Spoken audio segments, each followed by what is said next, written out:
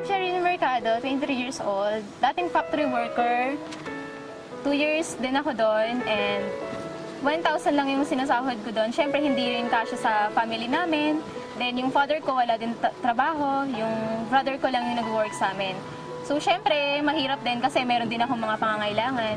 Nakita namin si V-Mobile sa Facebook. Tinag ni Sir Ramil sa friend ng boyfriend ko. Then, siya yung nakakita nun. Hindi ako business-minded. Ayoko rin nung nagsasalita sa mga tao. So, mahihain talaga ako.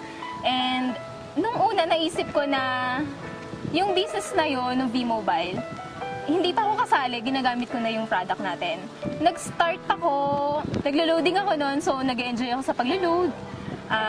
Okay na sa akin yung may part-time na discount. So, noong una, syempre naisip ko na hindi ako kontento sa discount lang. So, tinanong ko nun si Kuya Ramil na kung paano niya ginagawa yung business. So, binigyan naman niya ako ng advice. Sinunod ko lang yung advice niya. Then, nag-start na ako. Talagang tinutukan ko na yung V-Mobile. So, first check ko sa V-Mobile, mga 10,000 din yon. So, first check ko pa lang yun. Ang dami ng pinaglaanan na yun. So, malaki talagang naitutulong sa akin ni V-Mobile. Sa family ko, sa sister ko, na nagpapaaral siya ng anak niya. Then, sa mga bills. So, ako na lahat na gumagastos sa bahay. Naitulong sa akin ni V-Mobile. Napundar ko, laptop, cellphone, yung mga dating wala ako, digicam. So, maliliit lang yun, pero syempre, dahil kay V-Mobile, parang syempre napaka-importante nun. Tsaka, yung sa araw-araw namin, syempre hindi na mahirapan yung parents ko na humiram ng pera sa ibang tao, na umutang. Tapos, yung ate ko, natutulungan ko din. Then, sa sarili ko, nakakapag-savings na ako.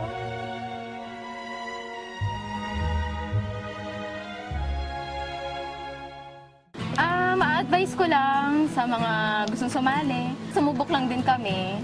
Talagang kailangan mo talaga magtiwala. Talagang sa una mahirap. Kasi, doon din ako nag-start eh. So, nahirapan ako. Nandun din yung times na parang ayoko na.